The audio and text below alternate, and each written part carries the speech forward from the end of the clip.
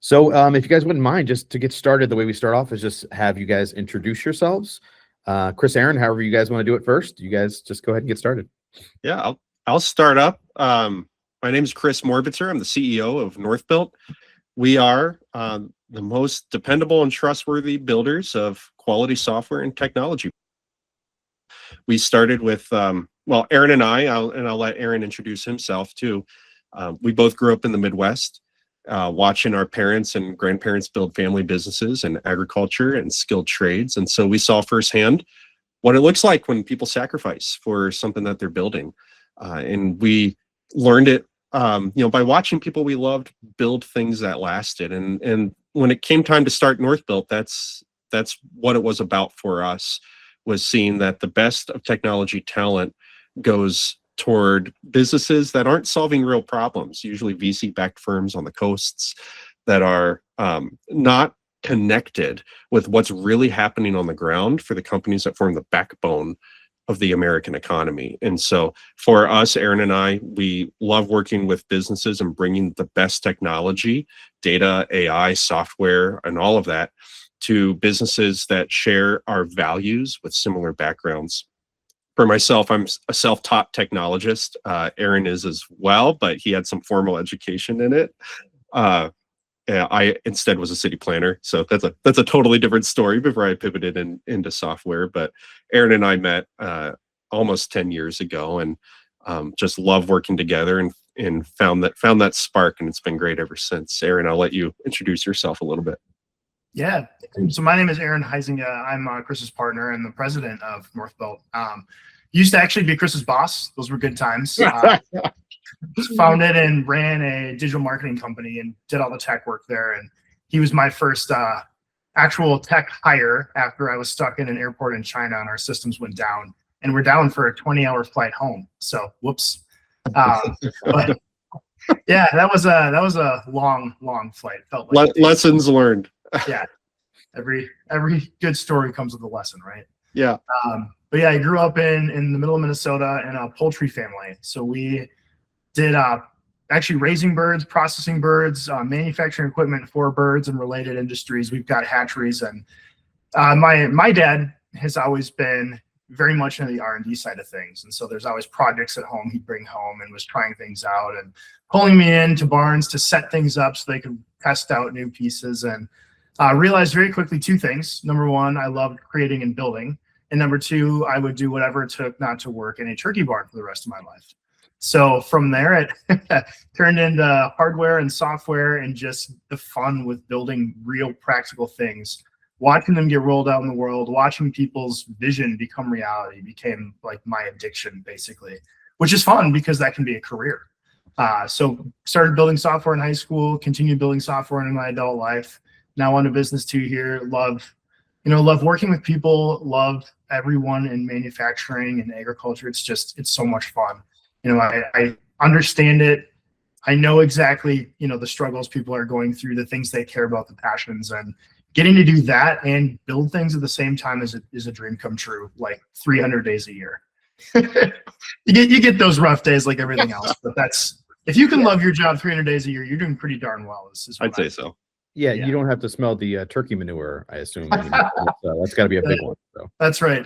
I was told growing up that smells like money. So I bet. Yeah. So by poultry, so like, was it more than just turkeys? Did you guys do chicken? Turkeys. We're a big turkey family. Yeah. Big turkey. So it's the best protein. I've got full bird frozen in my freezer right now, just in case you wanted to know. Are they still doing it? Is the family still? Yeah, we are. Yep. My dad is the president there. They're actually one of our clients. We do software support for them. We've done some hardware interfacing for some projects that they've built in the last few years, and so I'm still involved on and off there, coming in and out when they want help with projects. But yeah, we got our family meeting a week from today, where we'll be talking about kind of the plans for 26. So still fun. So that's kind of interesting. So a lot of the times when I talk to people that are in the dev space, and I am slightly in there, we do customization in our very specific tool set. So we don't customize a brand new solution out of the box for somebody, but we have our own stuff that we then customize for our customers. But with you guys are complete custom. So you're talking to directly to a farm or a farm entity, and then I assume what are you guys building in that process? What are the tools? Yeah. So for example, with with a manufacturer, for example, they often will have like an ERP that maybe is sitting on-prem or in the cloud that's been implemented and set up by a specialist partner for that ERP software. And maybe they have separate inventory management or warehouse management, or maybe they're still using Xero or QuickBooks for accounting. They haven't switched over to the ERP for that. Sure. So they've got data in all these different places, each of them serving a specialized function. But typically, in order to integrate all that data together and get it into one centralized place, there's some kind of custom integration middleware or a brain that's sitting in the middle of this, that's serving as the connection and the factory that's humming along for their information and for their data. And it's got to integrate with all these different pieces, and that's all custom. And usually the reports and the analytics that they need out of this data is unique to their positioning, their special sauce, the way they do things. So it's not built in to their ERP software. It's something they need to see custom. And so those are the types of things we are building when we're building new custom solutions. We're also typically building something that is user-facing or customer-facing. And so for an equipment manufacturer, dealer portals are big. And so for, the equipment dealers love to have an easy to use interface to be able to interact with the manufacturers, especially the short liners. So for them to be able to have an easy to use interface where dealers can interact with the manufacturer and submit warranty claims and submit parts orders and whatever it needs to be, they're able to do that seamlessly, either through a web portal or in some cases a mobile app or both. So those are the types of software we're building custom. Excellent. So I actually visit manufacturers at least once or twice a month, and go through and see their total process. And a lot of times I do see there's like 12 different systems. Some of them are 30 years old. Some of them are like, it was just that one where they're using Access still as their main database for their. Wow, I didn't even know that it still existed. I got to be honest. Still supported. Yeah. And seeing those things, and then I watch like how they manually use a piece of paper to pass between different entities, and it kind of boggles my mind with today the way things are. Like, oh my God, the amount of time we could reduce, the amount of effort that you can reduce in that process, or the chances of something going wrong because that piece of paper like got torn or smudged or something like that in that process. So you guys building automation interfaces, essentially, it sounds like. So for and the example you just mentioned, right? like a digital shop floor would be a big system we would implement. And our best clients usually do implement something like that. And I'm looking down here for what have I got? Of course, everyone needs to know the Toyota way. And those who are implementing lean principles or some system like it could be TPS or something like it, recognize the value of, for example, a digital shop floor. You think about lean when it comes to your production process, but do you think lean when it comes to your information flow as well? Because walking those clipboards not only is it error prone, so you're introducing inconsistencies now in your quality process, but it takes physical steps to move the clipboard, right? And lean is all about how can we get this process efficient. If your production people, if your operation people are moving clipboards, those are steps they don't have to take. Those are wasted steps in the value chain. Yeah, the amount of time you can save and work cost, it's pretty immense. So from the digital standpoint of that interface, like for the middleware, so if you do have something, let's say like an Access database, an Excel spreadsheet that they're probably using, which a lot of these especially the farms that I talk to in agriculture, that's literally what I see as like a 1995 Windows 95 machine that's still running in the back, and this is crazy. This is still running. And then they were using they're using some kind of a basic printout, and they're handing it off like even on dot matrix. So what are you guys doing in those? Are you guys getting those too, or am I the only one seeing those in those instances? We're getting them. That's for sure. I think one of the things that we did not like about other agencies we worked with in the past, or folks doing software work, is someone comes in, describes what's working, describes how things are set up, and then they immediately are told, oh yeah, well, you should scrap that and we should start over. Let's build everything brand new. Here's how it's going to work. Here's your bill. Let's go. And they're like, whoa. That's a total operation, right? Yeah. They're like, whoa. That's not what we expected.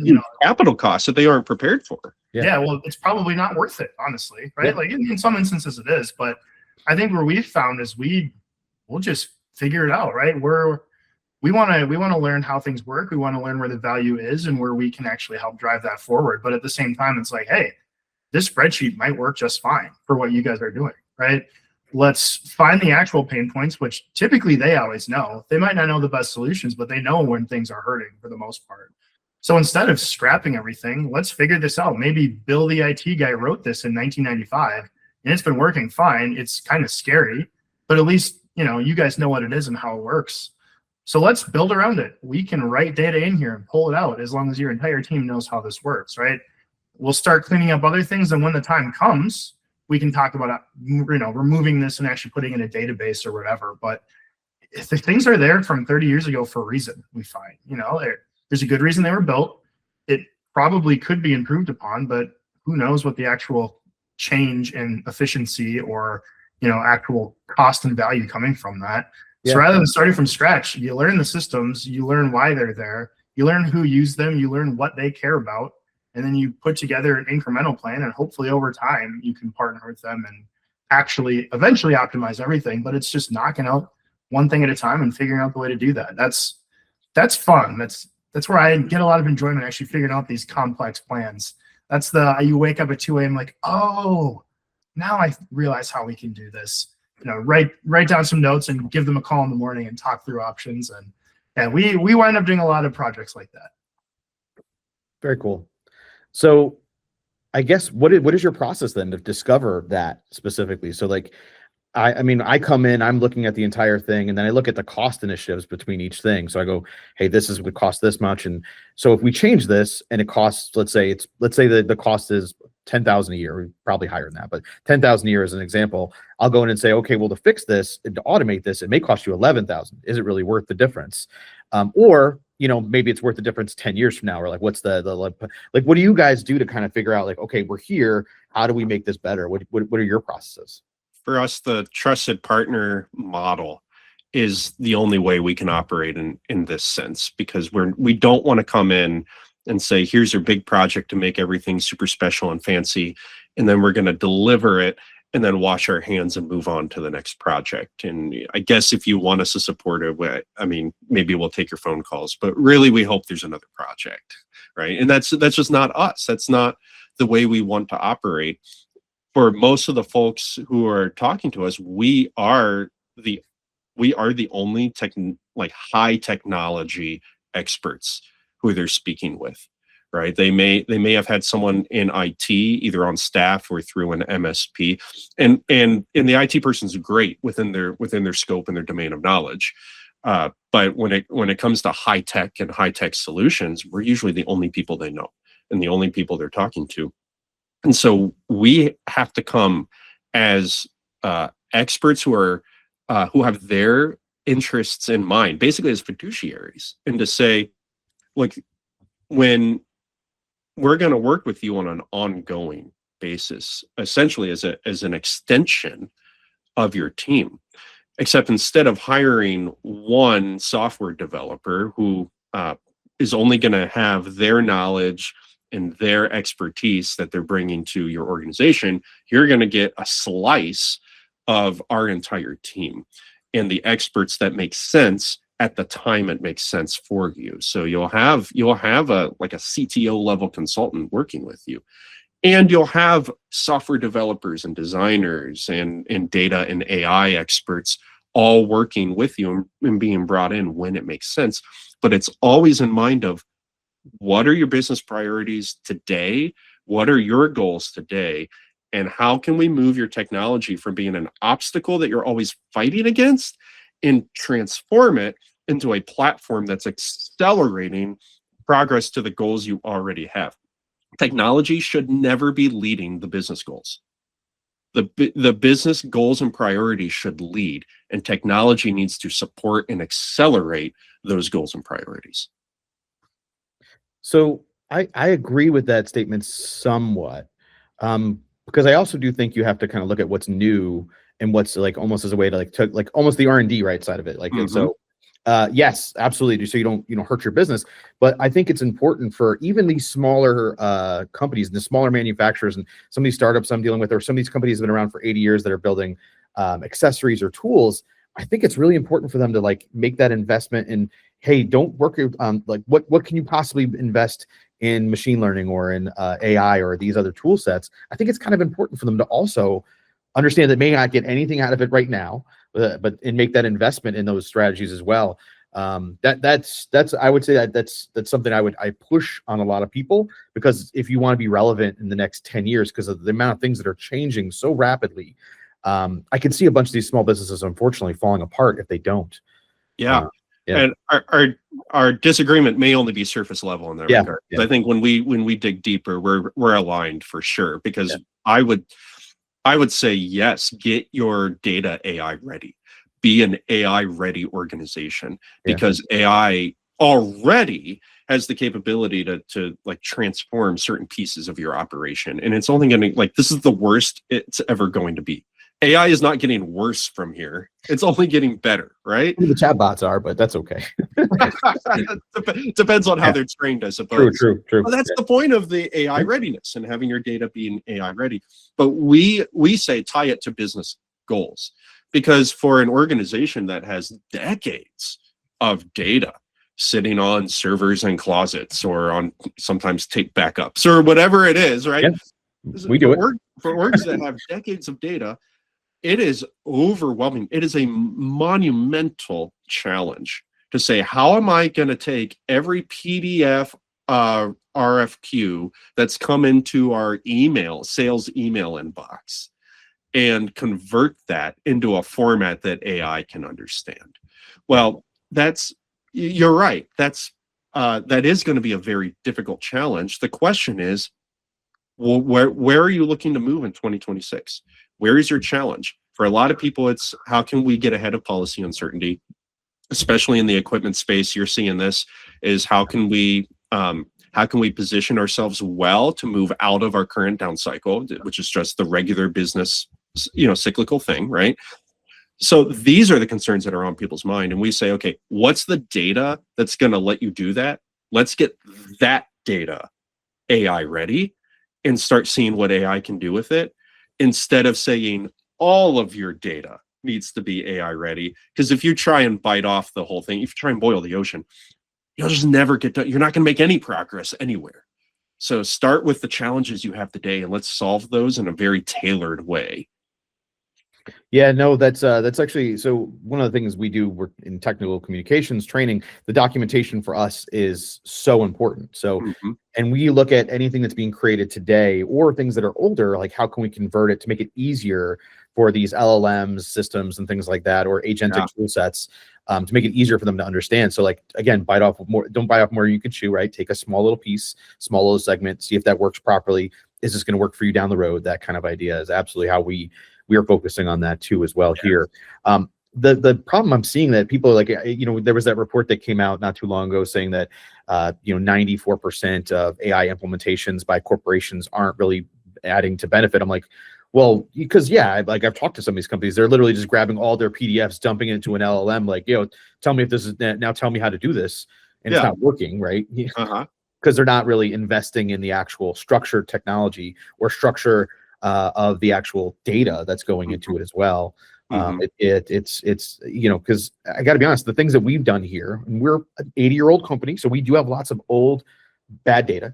Is the truth, like we do, that we have to clean up and modify and stuff like that. But the agentic stuff that has relieved my day, that I have done to reduce my 80-hour work week to a 40-hour work week again, because of these things I put in place and these tools, I'm so excited for more of this, and I want more of these. And I think a small business or a small farm has the ability to utilize the stuff to really, I think, kind of just compete against the bigger farms nowadays. If they do it. Yeah. This is the window right now. If you're a smaller operator in whatever space you're in, there's always this underdog feeling, right? And this David versus Goliath, and it's more so in some industries than others, but there's always this feeling of how I'm up against a mountain, how am I going to compete with the established large operators here? Well, you have a window right now where you and I,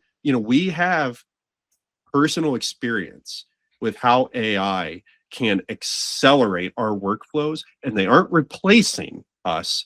They're taking our 80-hour work week and making it 40 hours. And the 40 hours that we're keeping are the 40 hours where we're interfacing with customers and listening to their needs and servicing them well. That's the 40 hours we're keeping. That's the human piece that we absolutely want to be doing. It's the 40 hours where we used to be huddled in front of a screen filling out spreadsheets. That part's the part that's gone. No, that didn't add value to anyone. That's the part AI is taking away. All right, It should. Sidebar. Should take But it. but if you're a small operator now, you can spin that up quickly because you are small, you are nimble, you are agile, you are always the innovator in your field. That's why you're small. That's the advantage that you have. The big companies that you're competing against are in 12 to 18 month enterprise planning cycles where they've got to get everyone involved at a table, and they have hour-long meetings once a week for 6 months, and then legal gets involved, and oh boy, once legal gets involved, right, it takes and they will take the RFP. Yeah, right. It will be a year before their AI optimizations are rolled out in their organization. You can do it in a month or less. Mm-hmm. And this is your advantage today. And I got to be honest, at a fraction of the cost. It doesn't have to be I mean, it's funny. You hear somebody rolling out an ERP, and it's a 3 to 5 year rollout, right? After and again, that's after a year and a half of them going through the whole process. But with the AI tool sets that are currently out, you got to figure if you want to use are you going to use AWS, are you going to use one of these cloud services, or are you going to bring it in-house where you use an open source tool set? Those are kind of the decisions you make there. I have my opinions on that. I love open source. I prefer to have it local. It's not going to be as powerful right away, but you get more ability to train on it. But that's just my thought on that. But are you guys seeing a big impact for you guys, with all the requests that you make for customers that come out? Are they asking directly hey, how do I make AI better, or how do I add AI to these custom projects as well? Yeah, right now it is how do we implement AI? Because no one was using it before. I mean, Aaron, you can talk about, we had a client a year ago now already, hey, can you tell us about this AI thing, right? And it's funny how much has changed in 1 year, right? Remember 1 year ago, it was still not majority adoption. It's hard for us to remember that, but it's moved that quickly. I don't know, Aaron, you talk about that. No, 1 year ago, I was barely touching anything. Chris was urging me to get moving. He's like, "Oh, check this out. This kind of works." Other than just chatting and getting smart sounding answers, at least. Sure. Now it's pretty much every time we see someone in person, anytime we have a scheduled call, we have emails coming in, just people interested, wanting to learn more, talking about a conversation they had from somebody. And it's everywhere. Funny enough, coming back to poultry for about 30 seconds, growing up, AI meant avian influenza. That's a big and my dad called me out of the blue a couple months ago, and he's like, "Hey, so I just came back from a conference, and everyone was talking about AI, and it wasn't avian influenza." And he's like, I've heard of it and stuff, but boy, this is all of a sudden everywhere. I was like, oh yeah, it's taking over quickly, and it's just funny kind of watching it move up the adoption curve, as we've gone from, oh, this would kind of be cool if, or look what some of these companies are doing in Silicon Valley, some of these questions you can ask and answer, to where it's okay, there are things that can be practically applied to today, right? We talking about documents. Everybody has these, right? You have these questions that are being asked by, your research team, your sales team, dealers in your network. And oftentimes it's either, shoot, we need to reach out to a bunch of people, spend a lot of time to try and standardize data, pull the data, organize it, put together a report, where a lot of that now, as long as you go through the process of cleaning up your data, right? Garbage in, garbage out very much applies to LLMs, like we were just talking about. Mm-hmm. But saving on those repetitive tasks, right? It's ready in a lot of cases to do that. We're using that internally for a lot of things that previously I'd have to stare at spreadsheets for, or dive into for hours and hours, right? Trust but verify. We're still very much in that stage with AI, but it can cite its sources. You can click a link and go see where it pulled from. And that's very reassuring. On the other side of that too, I've been telling people for the last year now, it's like, when the internet came out, it democratized access to data, which was huge, right? You didn't have to try and call around to find things anymore. You could just go online and look it up. Someone's probably talked about it. Where AI now is doing the same for expertise, right? You have this pocket PhD with amnesia who you can ask almost any question to and get a decent response and dive in and verify it, right? Like, you used to have to pay people for that expertise. If you're a small company, that's a huge advantage that your competition has. They have networks of people who they can call and reach out to and pay handsome sums of money for answers and data and research, where now the tools are here.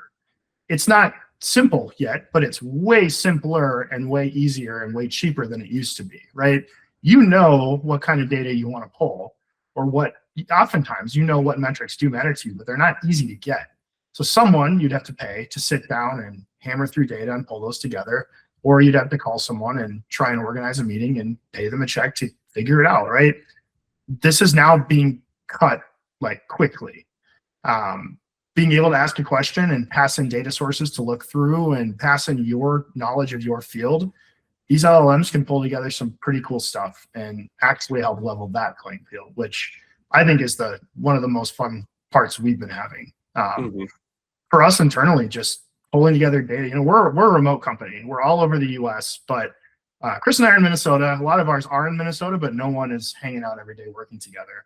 And naturally, you wind up with information silos, right? Similar to departments in a company. So for us, it's like, how can we standardize access to data without just always being on the phone and communicating everything? So we realized, we've got call recordings, we've got messages, we've got documents, we've got spreadsheets, we've got databases. We can create an actual knowledge base, structure it well for our business. And now I can just type and ask it a question about a project or a client and get an answer back where it can point me to where it got that data from. So when we have a new engineer starting on something, or I'm not sure how we fixed this for a client in the past, or what we talked about when we were starting to build out a whole new idea for this, feature set or application for a client, my first stop is going to be asking our brain, well, that's what I call it internally, about the client, about what we've done before, get an answer and cite the sources and move from there. And it's just, I'm getting bothered a lot less, which is great. But at the same time, it's cool. It's really cool actually seeing a real concrete example of it, like a decent sized project, but still just cutting out a ton of time and back and forth. And things like that. That's for us internally, right? It's just internal, yeah. Because we didn't want, if our customer service reps get a question that an engineer has answered before, we want the service rep to see that, like the context, the full business context in the prior answer, to have that fed up to them so that they can make a decision. Do I need to bother an engineer about this again? And this happens even with our own customers. Think of an equipment dealership, right? They got the parts department, the service department, the sales department. And anytime, like you don't want to bother your service techs over a simple question that you could have found in a manual, or that's already been answered, or it's in a trouble ticket already. You want someone on the phone to be able to get that answer, so you're not bothering the service tech who you're trying to bill out at $190 an hour, right? That's a very expensive 2-minute answer. Oh, absolutely, yeah. I love how you guys are saying that person on the phone, because I feel like the number one thing that companies are failing on right now on the AI side is that they're replacing their customer service. Don't do it. It's a trap. Terrible thing to do. I can't say it enough. Like how I do believe in the future we'll be able to do some of those things where, like the FAQ, right, replaced people theoretically, right? Sure. Theoretically. And I do think people want the ability to be able to answer a question themselves or figure it out on their own, right? I do believe that. But I believe so wholeheartedly that companies are failing miserably on the AI side that are saying we're going to replace customer support or sales, or the person the person that you literally are trying to buy or keep as a customer. God, you need that person there. And if you can give them tool sets like you guys are doing, where they have ability to look up, again, an advanced FAQ to find those answers quicker and easier, that's all the better, right? I mean, if you're a small or medium-sized business, how often are you being told that, I get so much better support from this huge company? It's like, you don't. That's always what people complain about. Yep. It's great having the reassurance they're going to be there, but everybody hates support from those big companies. It's really backwards that one of the main advantages that small and medium companies have, they're willing to throw away to try and automate. It's like, no, this is what it's all about. It's about talking. Yeah. It's about And spending time. people buy from people they like and trust. That's Yeah, that's really what it comes down to. You need to have a real person to have trust, right? You need to have a real person there. And the moment any company or organization loses, like takes its finger off of the pulse of what your customer is asking for, that is the start of your decline right there. Yeah, I've got a story. I won't name the big carrier, but I wanted to change cell phone services just recently. And I went to go do it, and I was like, you know what? Let me use the chatbot services or call up over the phone, because I had to switch over the 8 people in my family because I pay for my parents' phones and stuff like that too. So we can't do an easy one online. You can't easily transact it. So I go through the thing to try to get a hold of somebody, and it's a bot the entire way through. And I'm like, okay. And they can't handle the problem. I'm literally trying to give them 8 accounts to sign up, and they can't go through that process. It took almost an hour to get somebody on the phone. And I basically filled out a thing saying, I won't be switching, and here's the reasons why. By the way, that was the 3 top carriers. All 3 of them did it. Oh yeah, I was going to say, you don't have to say who it is. I'm using a smaller carrier now, so Yeah, right. I am, because it was the first one to pick up the phone and was able to do it, and very easily. And an hour later, I switched over the entire family. So it's crazy how these large companies don't understand how much it's going to affect them, and their bottom line. Yeah, it's crazy to me. So. I'm glad you guys agree with me on that customer service thing, because that's always something I kind of fight with people about. So I love that. Anytime the people look at they look at their expenses and they say, well, what's my biggest expense? Oh, it's labor. Well, almost every company, unless you're in, so I guess with manufacturing, it might be your raw goods, right? Yeah. Of course. But aside from that, your labor, right? Okay. Well, and so they immediately go to, how can I reduce that cost, my biggest cost? And it's like, stop. That is your greatest investment. Those are your people. Instead of cutting your people, who are like the core and the heartbeat of your business, let's make them 10 times as efficient and powerful as they were before. Yeah, absolutely. So, one of the reasons that we know each other kind of here is I brought up AEM, the Association of Equipment Manufacturers. So I guess obviously manufacturing in general is one of the places you guys focus on. So what do you guys think about AEM as a member, what does it do for you guys, and how do you guys think that's beneficial for you guys?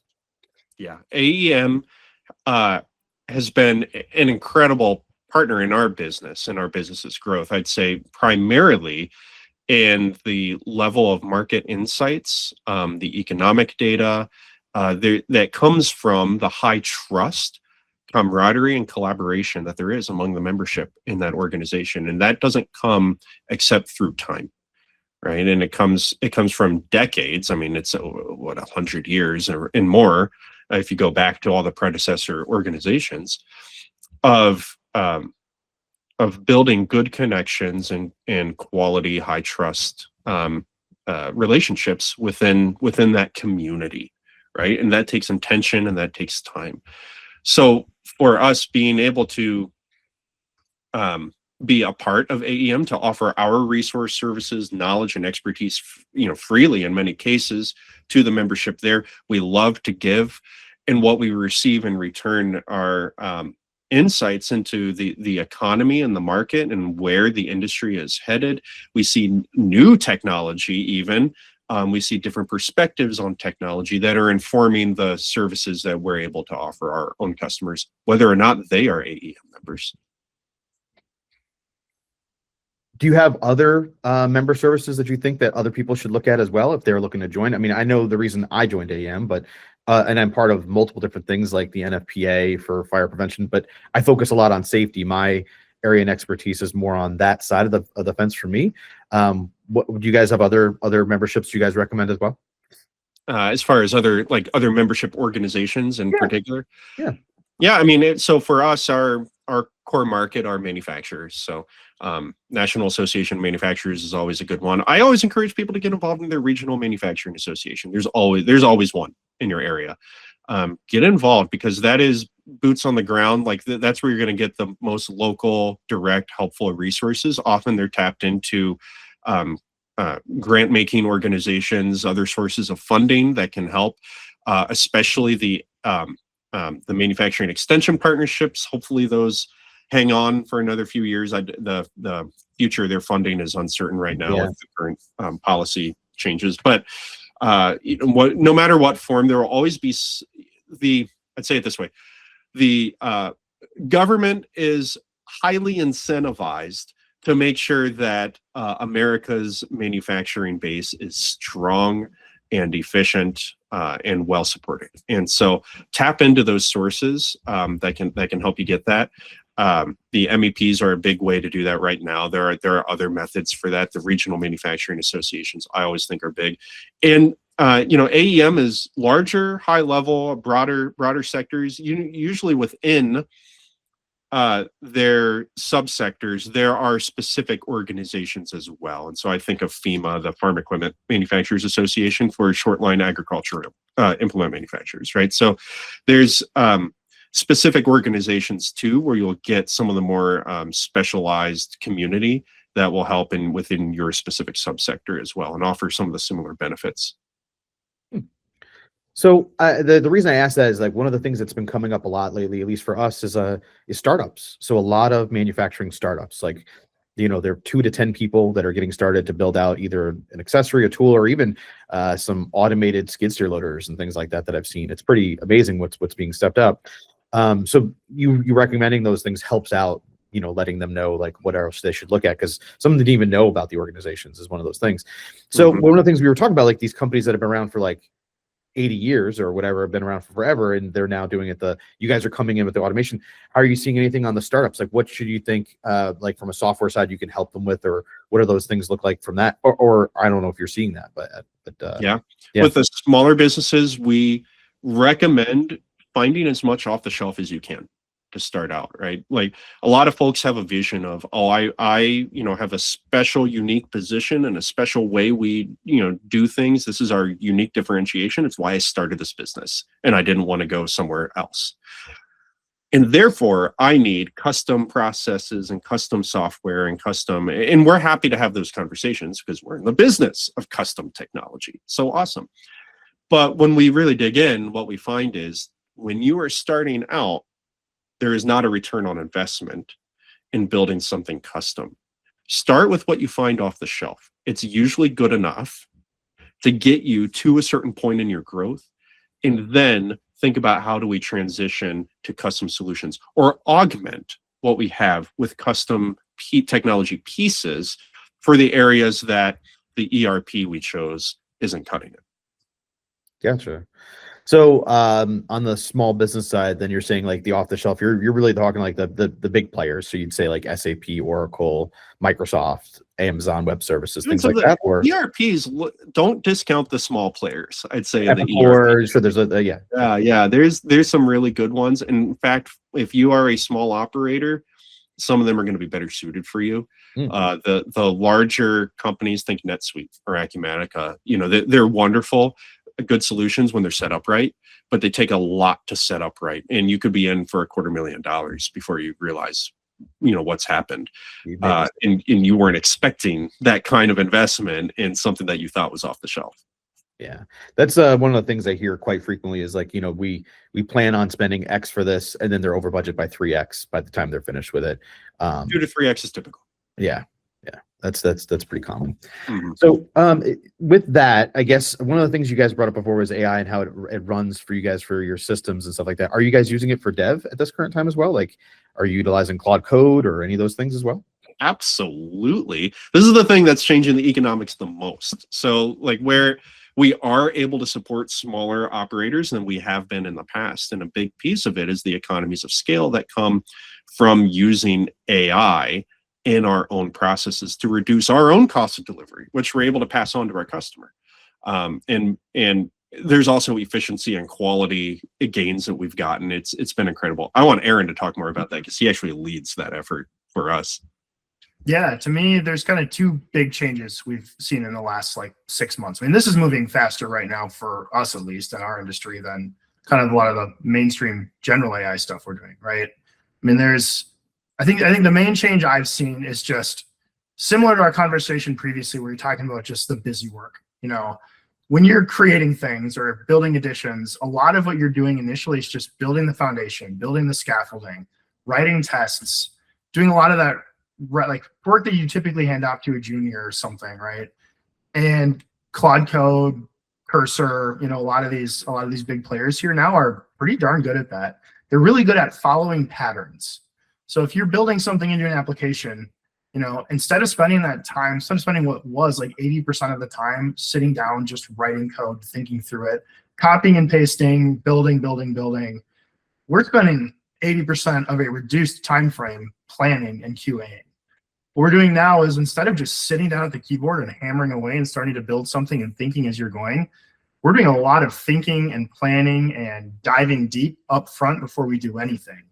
I've been doing this for a while, leading a team of engineers, right? It's my job to talk to the client, really understand what they're trying to build, and convert that to an actual plan that I can then hand off to my team. Now we're doing a kind of a middle ground here, where I'm doing a bunch of the planning with Chris up front. We're bringing it to our tech leads, our senior engineers. They're then taking kind of these big tasks, breaking them into smaller projects and an implementation plan, and starting to hand pieces of that off to AI, right? By the time AI has written any code, it's being told, here's exactly what you're doing. Here's where it's being built. Here's how we want it to work. Here's everything that needs to be tested and how it needs to work. Here's the acceptance criteria. And until these are met, it is not ready. It's not ready. So AI will come and do a lot of that grunt work, actually writing a bunch of this, then comes back to our team for code review, QA, back for improvements and optimizations, which we'll usually let AI take care of too, back to humans to test again, make our kind of incremental improvements, and then pass off to client for testing, right? So we're talking about smaller timeframes overall than what it used to be. And a lot of it just being spent in higher value stuff, right? Like actually understanding what someone's asking for, understanding what the motivations behind this change, this new product, this new service are, and translating that to something that, I can hand to a combination now of AI and human engineers.